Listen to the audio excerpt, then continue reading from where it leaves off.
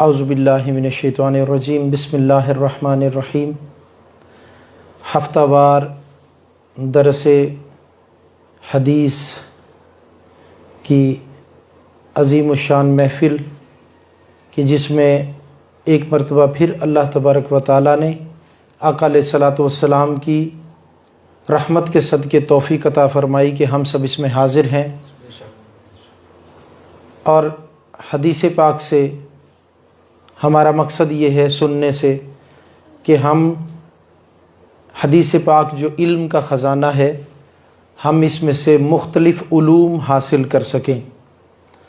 حدیث پاک کو شروع کرتے ہیں، اس سے پہلے ایک مرتبہ درود پاک پڑھیں اور صلاۃ و سلام بھی عرض کریں۔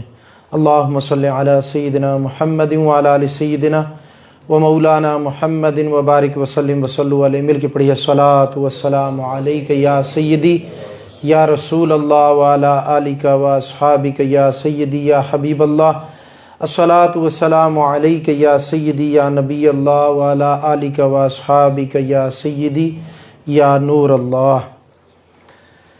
حدیث پاک کو دل کے کانوں سے سماعت فرمائیں، کیونکہ حدیث پاک کا ایک ایک لفظ ایک انمول ہیرا اور موتی ہوا کرتا ہے۔ بسم اللہ الرحمن الرحیم۔ وعن عمر بن عبسة قال آتیت رسول اللہ صلی اللہ علیہ وسلم فقلت یا رسول اللہ صلی اللہ علیہ وسلم من معك على هذا الامر قال حر عبد قلت ما الاسلام قال طیب الکلام و اطعام الطعام قلت ما الایمان قال الصبر والصاحۃ قال قلت ای الاسلام افضل قال من سلم المسلمون من لسانہ و یدہ قال قلت ای الایمان افضل قال خلق حسن قال قلت ای الصلاة افضل قال طول القنوت قال قلت ای الہجرة افضل قال ان تہجر ما کرہ ربک قال قلت فأي الجهاد افضل قال من اقر جواده واحرق دمه قال قلت أي الساعة افضل قال جوف الليل قال جوف الليل ليل الآخر رواہ احمد۔ اس پیاری حدیث پاک میں حضرت عمر بن عبسہ سے روایت ہے، آپ فرماتے ہیں کہ میں نے رسول اللہ صلی اللہ علیہ وسلم کی خدمت میں حاضر ہوا اور پوچھا حضور صلی اللہ علیہ وسلم اسلام میں آپ کے ساتھ کون کون ہے؟ فرمایا ایک غلام اور ایک آزاد۔ پھر میں نے عرض کیا اسلام کیا ہے؟ تو ارشاد فرمایا اچھی بات کرنا اور کھانا کھلانا۔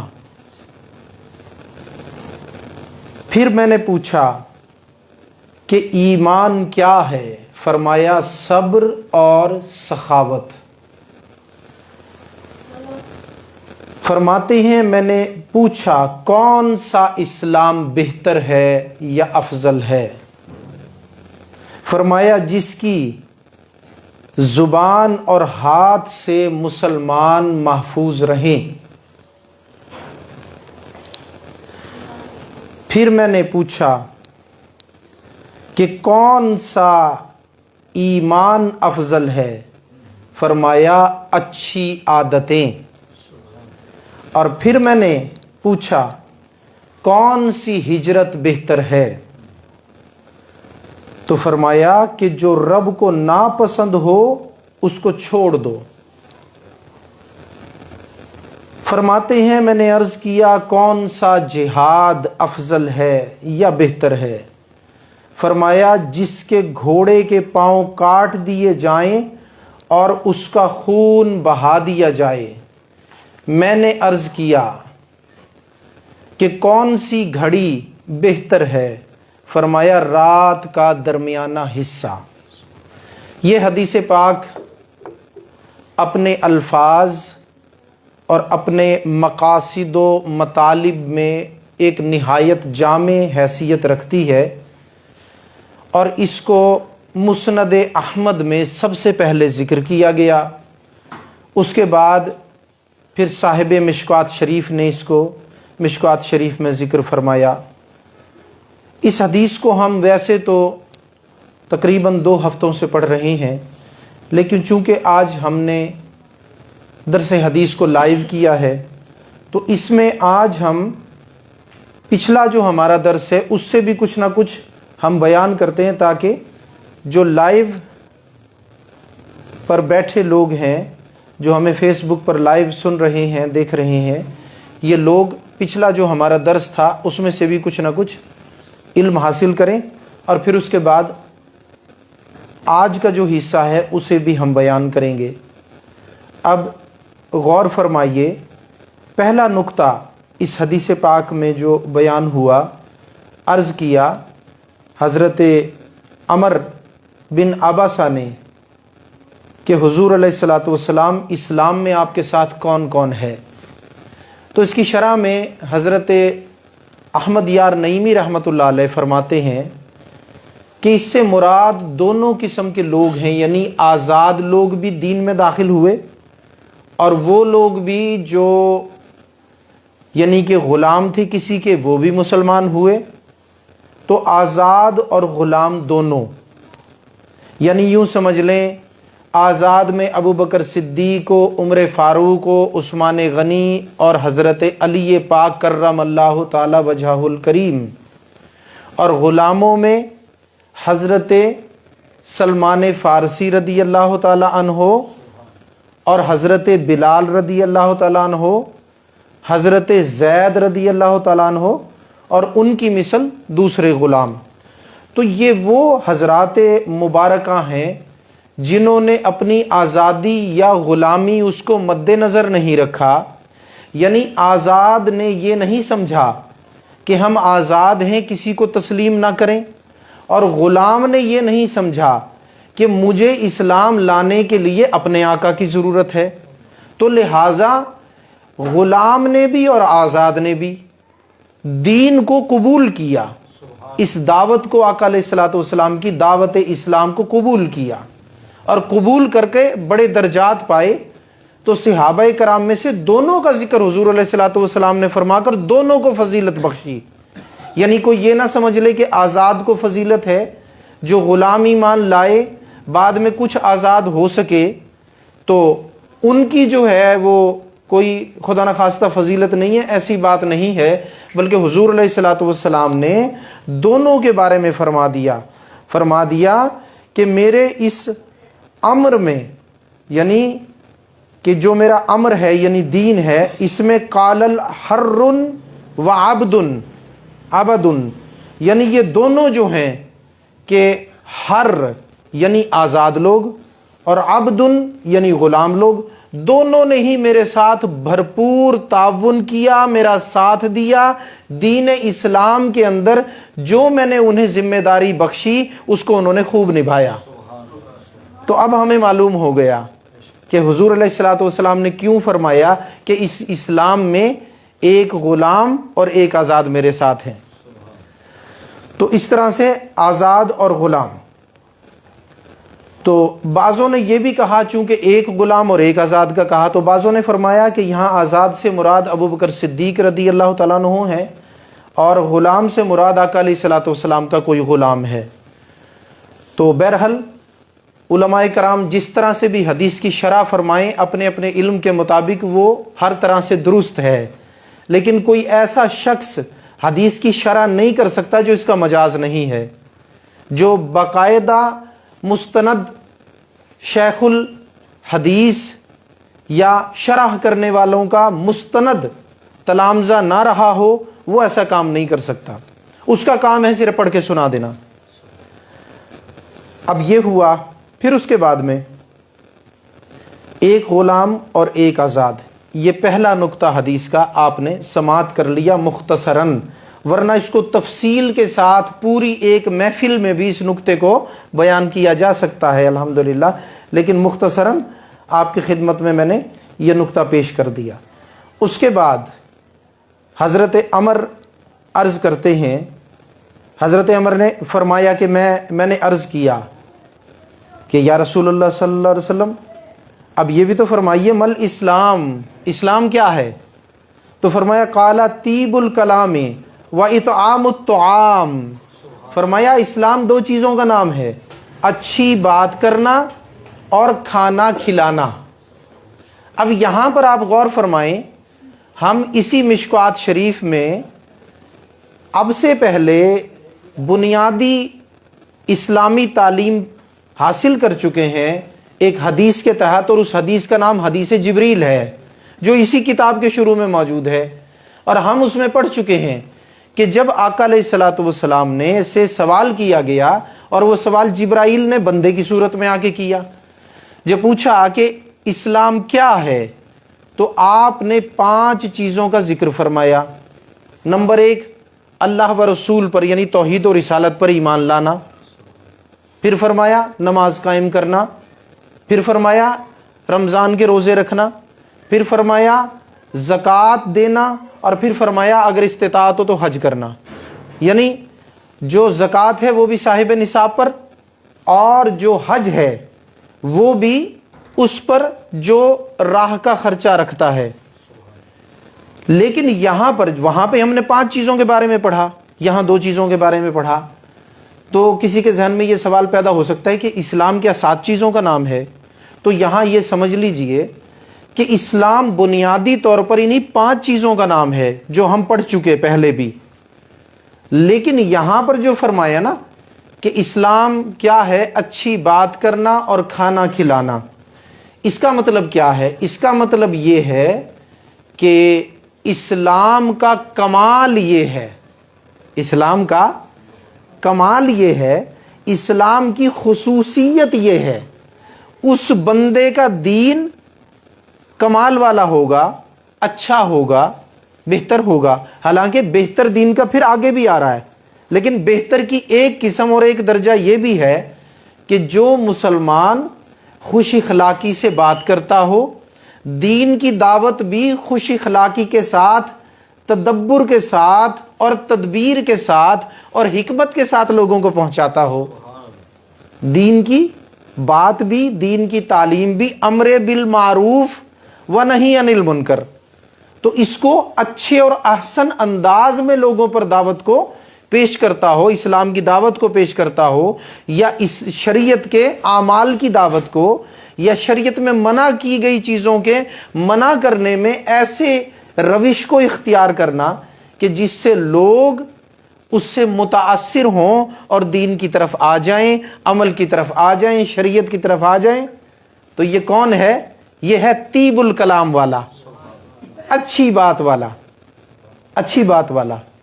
और तीब जो है ना, खुशबू के माने में भी आती है, यानी खुशबूदार बात वाला, अल्लाह रसूल की मोहब्बत की बात करने वाला, शरीयत की बात लोगों तक पहुंचाने वाला।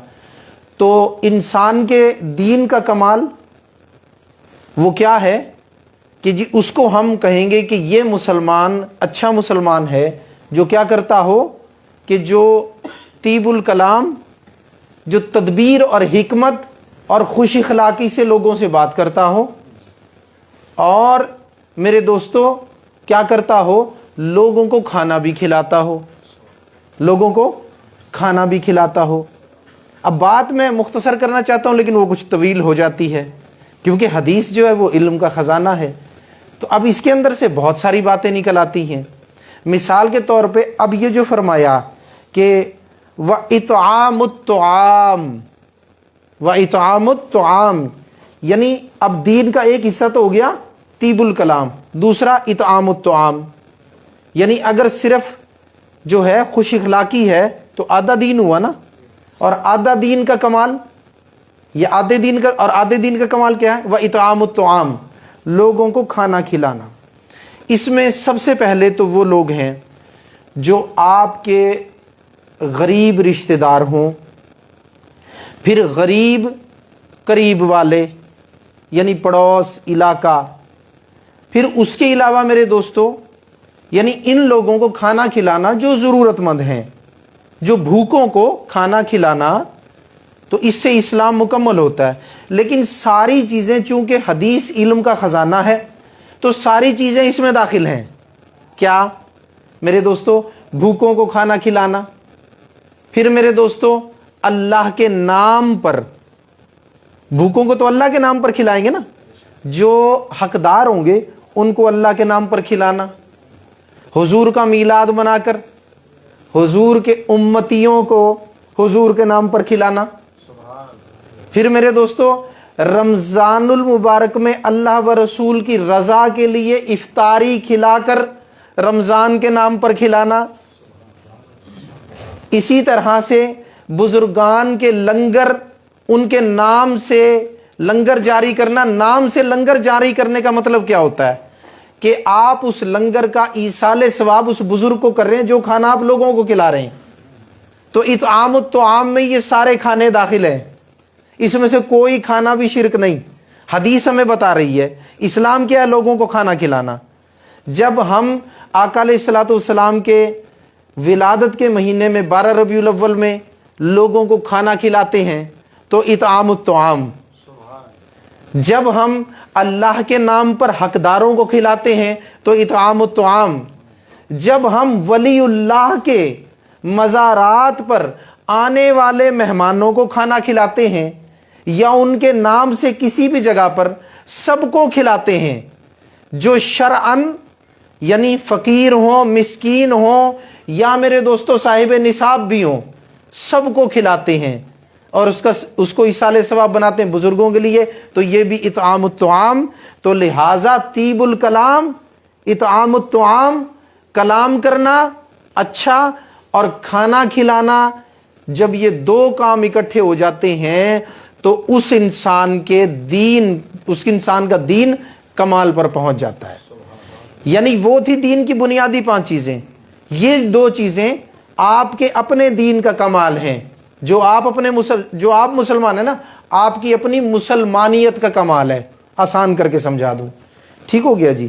اب میں اس کو اگر مزید لے کے چلوں تو بہت ساری باتیں ہوں گی، لیکن میں چاہ رہا ہوں مختصر اس کو ہم پھر اس کے بعد میں فرماتے ہیں حضرت عمر، میں نے عرض کیا قلت مل ایمان، یا رسول اللہ ایمان کیا ہے؟ تو قالا، فرمایا آقا علیہ الصلوۃ والسلام نے الصبر والساحت، فرمایا کہ ایمان یہ ہے کہ صبر اور سخاوت، اسی کا نام ایمان ہے۔ اب ایمان کے بارے ہم پہلے پڑھ چکے ہیں، آمنت باللہ و ملائکتہ و کتبہ و رسلہ، پڑھ چکے ہیں نا ہم، ٹھیک ہے نا جی؟ والبعث بعد الموت، بہت ساری چیزیں، اب میں پورا وہ نہ کروں، تو یہ سارا ہم پڑھ چکے ہیں۔ ایمان مفصل مجمل یہ ایمان میں داخل ہے، ایمانیات کا اقرار اور اس کی تصدیق، اقرار باللسان و تصدیق بالقلب، اس کا نام ایمان ہے۔ لیکن یاد رکھیے جیسے حدیث جبریل میں ایمان کی بنیاد بتائی، یہاں پر ایمان کا کمال بتایا۔ یہاں پر آقا علیہ الصلوۃ والسلام نے ایمان کے کمال کا علم اپنی امت کو عطا فرمایا۔ کیا؟ قال الصبر والساحت، کہ کیا ہے؟ ایمان۔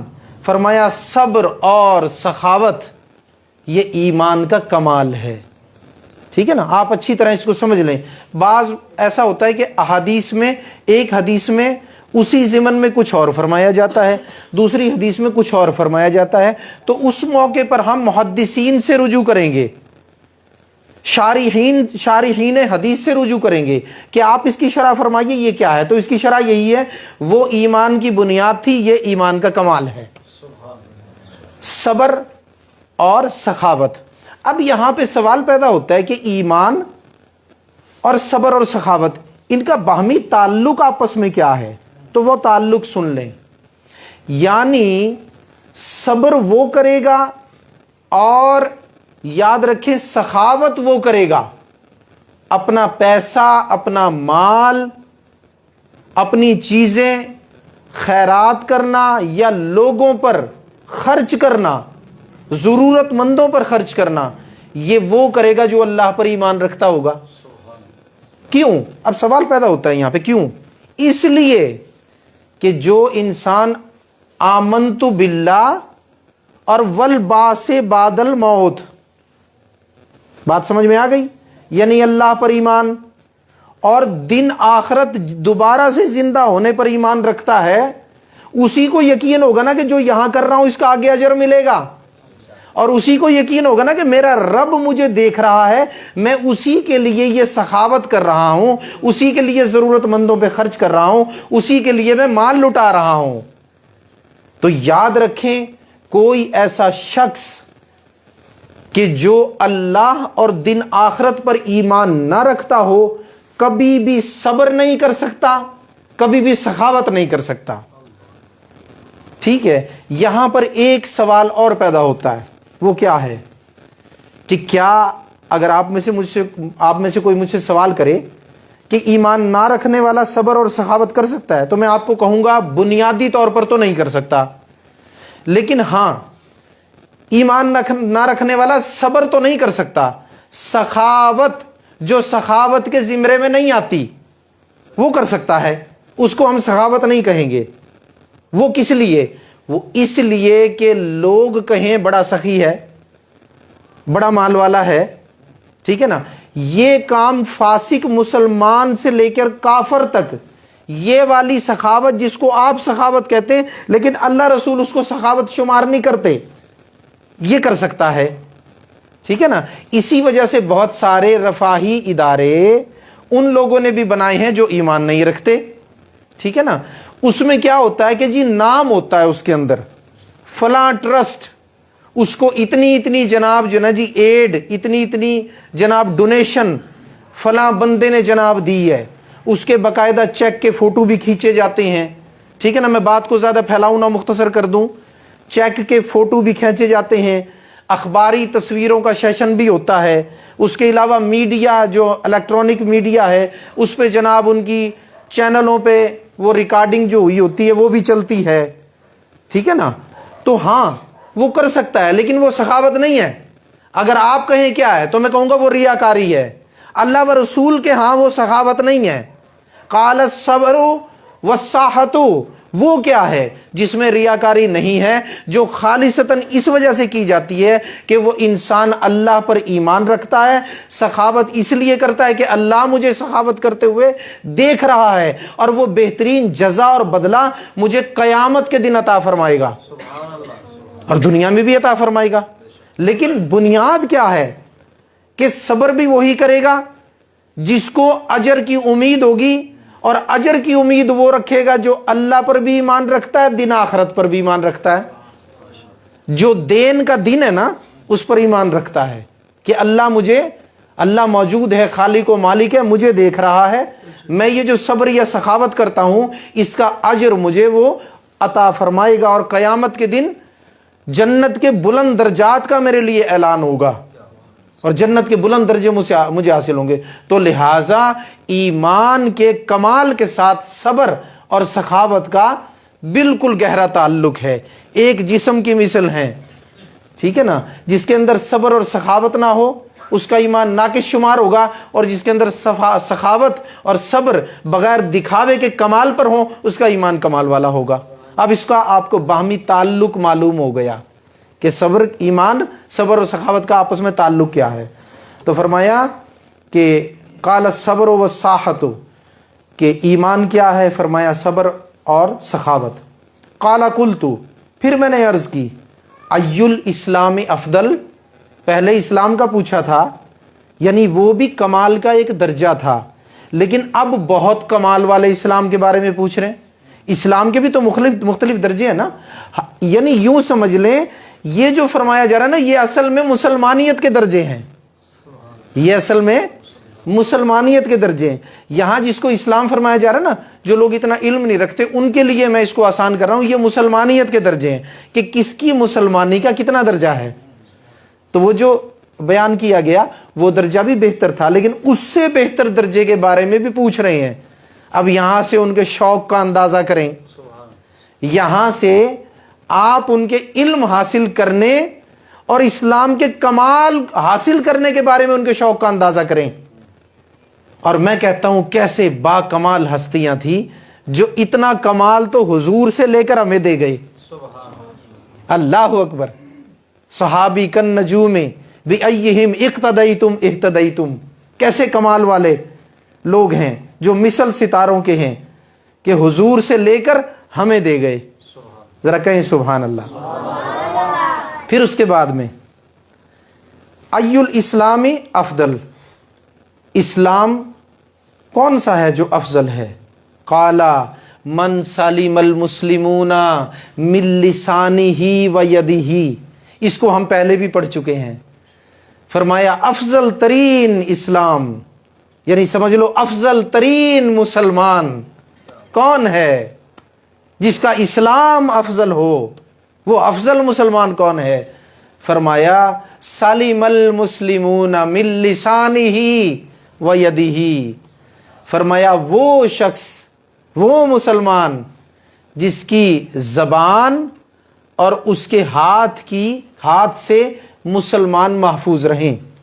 اب ذرا کھول کے اس کا ترجمہ کر لیں، یعنی وہ شر جو زبان سے صادر ہو سکتا ہے، وہ شر جو ہاتھ سے صادر ہو سکتا ہے، ان دونوں سے جس کے ہاتھ اور زبان کے شر سے دوسرے مسلمان محفوظ رہیں، یعنی دوسرے لفظوں میں اس کے ہاتھ اور زبان میں شر ہو ہی نہ، خیر ہی خیر ہو، وہ کون ہے؟ افضل مسلمان، اس کا اسلام افضل اسلام ہے۔ بات سمجھ میں آ گئی؟ چونکہ اس کو ہم پہلے بھی پڑھ چکے ہیں۔ اس کے بعد میں عرض کی کہ یا رسول اللہ صلی اللہ علیہ وسلم ای الایمان افضل، افضل ایمان کون سا ہے؟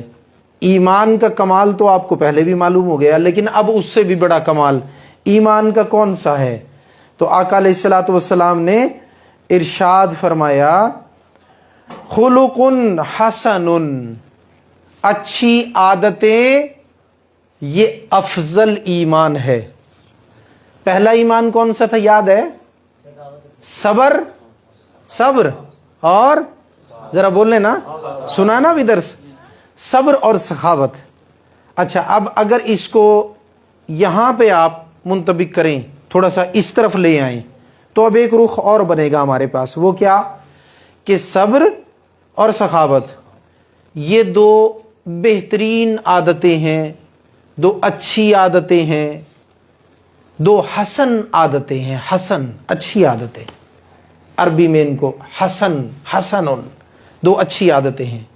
اب دو اچھی عادتیں ہونا یہ ایمان کے کمال کا ایک درجہ ہے، لیکن ایمان کے کمال کا اس سے بھی اعلیٰ درجہ کیا ہے؟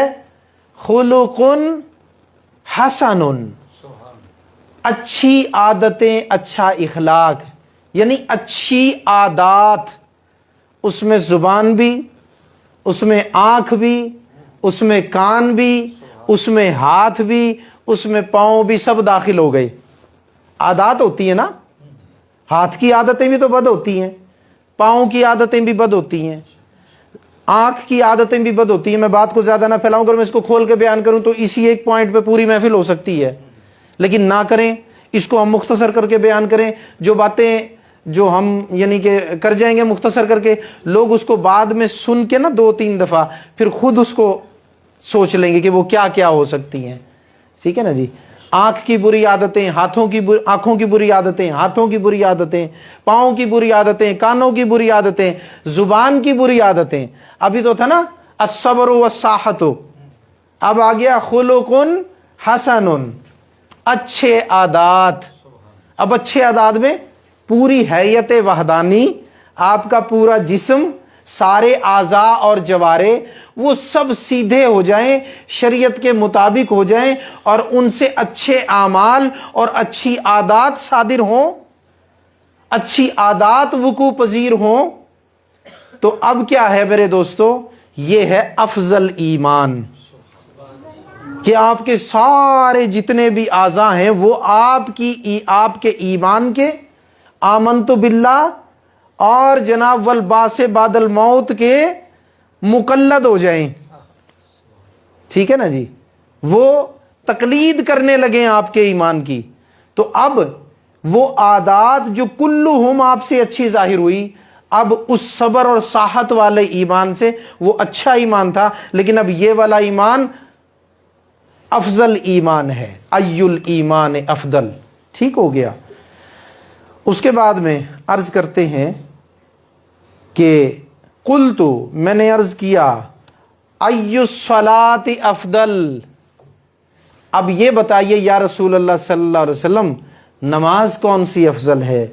इससे पहले हम इबादत के बारे में, खुसूसन नमाज के बारे में, और वो भी हदीस जिब्रील में ही हम पढ़ चुके हैं। क्या था वो जो हम पढ़कर आए हैं? फरमाया कि काला अन ताबुदल्लाह कान्नका तराहू फ़इल्लम तकुन तराहू फ़इन्नहु यराका। ये था नमाज के और इबादत के बारे में, कि इबादत ऐसे कर कि तू ये जान ले कि अल्लाह तुझे देख रहा है। ठीक है ना जी। और इससे अफजल क्या फरमाया था, जो पहले ही फरमा दिया, वो क्या था कि जब तू इबादत करे तो ऐसे करके तू अपने रब को देख रहा है। और इसके बारे में औलिया फरमाते हैं कि इसका मतलब यही है कि जब तू इबादत करे तो अपने रब को देखे। अब एक बात वो थी, अब एक बात ये है कि अय्युस्सलाति अफदल, या रसूलुल्लाह सल्लल्लाहु अलैहि वसल्लम, नमाज कौन सी अफजल थी। तो याद रखना, वो नमाज का बातिन था, वो नमाज का बातिन था, ये नमाज का जाहिर है। जो यहां पे बयान हो रहा है वो नमाज का क्या था, नमाज का बातिन था, ये नमाज का जाहिर है। और नमाज का जाहिर क्या, फरमाया अय्युस्सलातु अफदल, ठीक है ना, अय्युस्सलाति अफदल, के नमाज अफजल कौन सी है। फरमाया काला तूलुल कनूती, फरमाया वो जिसके अंदर लंबा कयाम हो, जिसके अंदर कयाम तवील हो, वो नमाज अफजल है। क्योंकि यह नमाज का जाहिर बयान हो रहा है ना, वो नमाज का बातिन था। तो जाहिर में फरमाया कौन सी नमाज अफजल, कि जिसमें तूलुल कुनूत, जिसके अंदर कयाम अफजल हो, जिसके अंदर कयाम तवील हो, वो नमाज अफजल है। बात समझ में आ गई। अब यहां पर एक मसला मैं आपको बता दूं, नमाज एक वो है जो बाजमात पढ़ी जाती है, यानी फर्ज नमाजें, और वो नमाजें हैं जो जमात से नहीं पढ़ी जाती, जैसे रमज़ान के अलावा वितर की नमाज या दीगर सुन्नतें, या मेरे दोस्तों सारी पांचों नमाजों के नफल, या वो नफल जैसे चाश्त, इशराक, अवाबीन, तहज्जुद। तो अब ये जो फ़राइज़ है ना, फ़राइज़, जब इसको बाजमात अदा किया जाएगा तो आका अलैहिस्सलातु वस्सलाम ही का फरमान है इमाम के लिए कि लोगों को नमाज मुख्तसर पढ़ाओ, और दूसरा हिस्सा क्या है, अपनी नमाजों को तवील पढ़ो। ठीक है ना। तो इसमें तूलुल कुनूत से क्या मुराद है, इससे मुराद अपनी नमाजें हैं। यहां पर हदीस से मुराद अपनी नमाजें हैं जो हम अलग से पढ़ते हैं, ना कि नमाज बाजमात। नमाज बाजमात जो है उसको मुख्तसर पढ़ाना ये अफजल है। इसमें हिकमत भी है, क्योंकि आपको पता कुछ बीमार भी होते हैं, कुछ बूढ़े भी होते हैं, कुछ नए नमाजी भी होते हैं। ठीक है ना।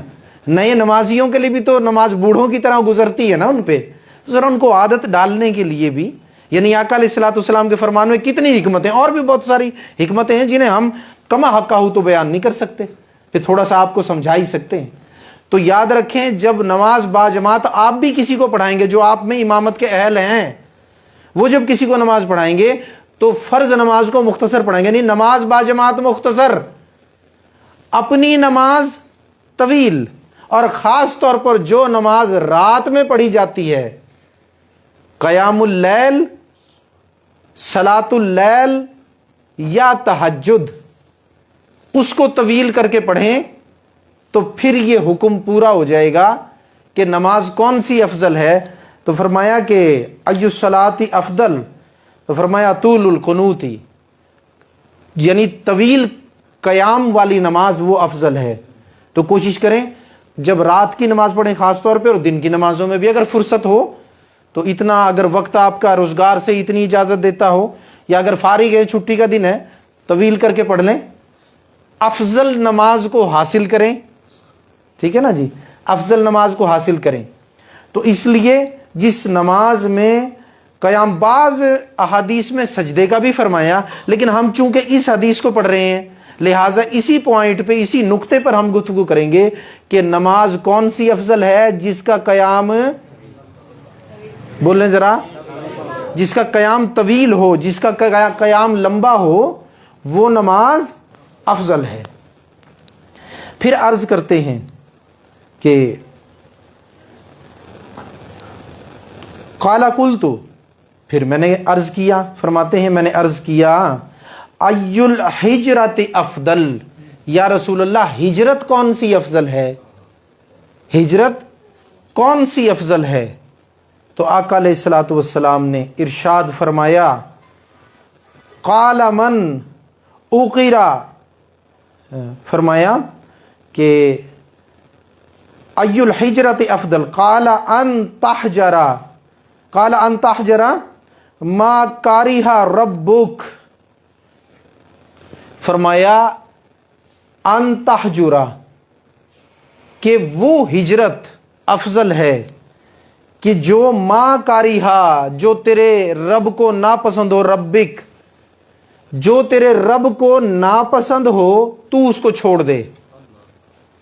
اب آپ کے ذہن میں یہ سوال پیدا ہو سکتا ہے کہ ہجرت تو وہ ہوتی ہے جو کہیں اللہ و رسول کے نام پر اپنا علاقہ گھر بار چھوڑ کر انسان چلا جاتا ہے، جیسے بہترین مثال میرے آقا علیہ الصلوۃ والسلام کی بہترین ہستی کی ہے، ہجرت جو سرکار نے فرمائی.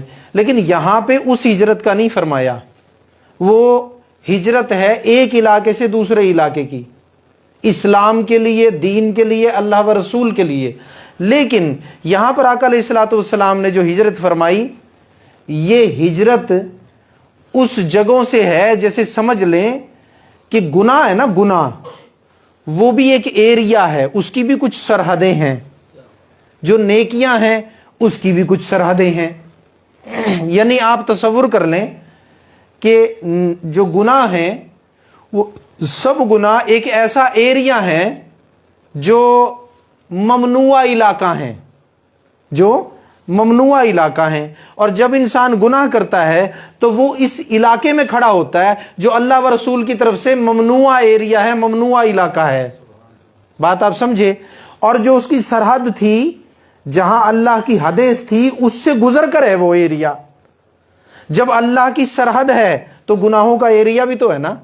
جو اللہ کی حدیں ہیں، جو اللہ نے حدیں بیان کی ہیں، ان حدوں کے باہر جو ہے وہ ایریا ہے، وہ علاقہ ہے جو گناہوں کا ہے. تو سمجھ لیں جب آپ گناہ چھوڑ جاتے ہیں، اللہ کی حد کے اندر واپس آ جاتے ہیں، تو اب آپ کی ہجرت مکمل ہو گئی. بات سمجھ میں آ گئی؟ اب آپ کی ہجرت مکمل ہو گئی، برائی سے اچھائی کی جانب، حدود اللہ کی پامالی سے حدود اللہ کو قائم کرنے کی جانب. وہ سرحد جو اللہ نے بنائی ہے، اس سرحد کو کراس کر گئے تھے، واپس اپنے وطن میں آگے، جو اصل مسلمان کا وطن ہے، جو اصل مسلمان کا وطن ہے. اللہ اکبر. ہم سایہ جبریل امی، بندہ خاکی ہے اس کا نشے من، نہ بخارا نہ بدخشان، ہر لحظہ ہے مومن کی نئی شان نئی یان. تو یہ بخارا اور بدخشاں کی سرحد نہیں، یہ سرحد اللہ کی نافرمانی والی سرحد تھی. اللہ کی حدوں کو کراس کر کے نافرمانی کے علاقے میں چلا گیا تھا، واپس ہجرت کی اپنے علاقے میں آ گیا جہاں سے گیا تھا. تو اب یہ ہجرت وہ ہے کہ فرمایا ان تہجرا ما کرہ ربک، افضل ہجرت یہ ہے کہ جو تیرے رب کو ناپسند ہو، یعنی وہ گناہوں کا ایریا تو اس کو چھوڑ دے. اب یہ افضل ہجرت ہے. پھر اس کے بعد میں عرض کرتے ہیں، میں نے پوچھا فَأَيُّ الْجِهَادِ افضل، کہ افضل جہاد کون سا ہے؟ فرمایا قال من اوقرا، اب یہ جاننے بھی ہونے والی ہیں، اس کو مختصر کرتے ہیں. قال من اوقرا جوادہ واحریق دمہ، فرمایا وہ جہاد افضل ہے کہ جس میں گھوڑے کے پاؤں کاٹ دیے جائیں اور اس کا خون بہا دیا جائے. اس سے مراد کیا ہے کہ جنگ کے اندر جہاد میں تو اتنی ہمت کرے کہ دشمن کے ایریے میں گھس جائے، دشمن کی فوج میں گھس جائے، اس کی صفوں کو چیر دے. ایک جہاد تو وہ ہے نا آمنے سامنے کی لڑائی، وہ بھی جہاد ہے، لیکن حضور نے کیا فرمایا؟ افضل جہاد کون سا ہے؟ سارے لڑ رہے ہیں آمنے سامنے، تو گھس جائے اندر اور جناب ان کی صفوں کو چیر کے چلا جائے اور چاروں طرف تیرے دشمن اکٹھے ہو جائیں اور وہ تیرے گھوڑے کے پاؤں کاٹ دیں اور تیرے گھوڑے کو زخمی کریں، اس کا خون بہا دیا جائے. یہ جہاد افضل ہے، اس لیے کہ اس میں تیری جرت، تیرا حوصلہ اور تیرے مضبوط ایمان کا اظہار ہے. اور یقین کریں یہ افضل جہاد یہ فلسطین میں ہو رہا ہے اس وقت، ہیں جی. القسام برگیڈ اور میرے دوستو حماس کے مجاہدین، اسرائیل جو نام نہاد ناجائز ریاست ہے جو اصل میں فلسطین ہے، یہودیوں نے اس ایریے پہ قبضہ کیا ہے، آج وہ اس کے اندر گھس گئے ہیں. اس افضل جہاد کے نقطے کا آج اطلاق ان القسام برگیڈ کے مجاہدین پر، ان حماس کے مجاہدین پر ہوتا ہے جو اسرائیل کے اندر گھس کے ایٹمی تنصیبات پہ حملہ کر رہے ہیں، جو ان کے اس جگہوں پہ حملہ کر رہے ہیں جہاں سے وہ ایٹمی میزائل لانچ کر سکتے تھے، وہاں پہ حملہ کر رہے ہیں، جو ان کی دفاعی لائن کو توڑ کر اندر گھس گئے ہیں. ان کا جہاد افضل ہے اس حدیث کے مطابق. اللہ اکبر، افضل جہاد ہے. اب کہیں گے بھی گھوڑے کے پاؤں اور خون، تو جس گھوڑے پہ وہ گئے ہیں، جس پرندے پہ وہ گئے ہیں، ان کے پرندوں کو بھی تو توڑا گیا ہے، اس میں سے بھی تو کچھ نہ کچھ نکلا ہے. جو اس میں سے نکلا وہ مثل خون کے ہے، وہ پرندہ مثل گھوڑے کے ہے. تو لہٰذا جس کا گھوڑا وہاں قربان ہوا وہ جو ہے میرے دوستو اس زمرے میں آتا ہے جو آقا علیہ الصلوۃ والسلام نے فرمایا ہے. اللہ ان کو فتح اور نصرت سے ہمکنار کرے. اللہم حرر المسجد الاقصی، اللہ مسجد اقصی کو آزاد کرے. وہزم الاحزاب وحدہ، آمین ثم آمین. اور آخری نقطہ، بس جلدی جلدی اس کو پورا کریں.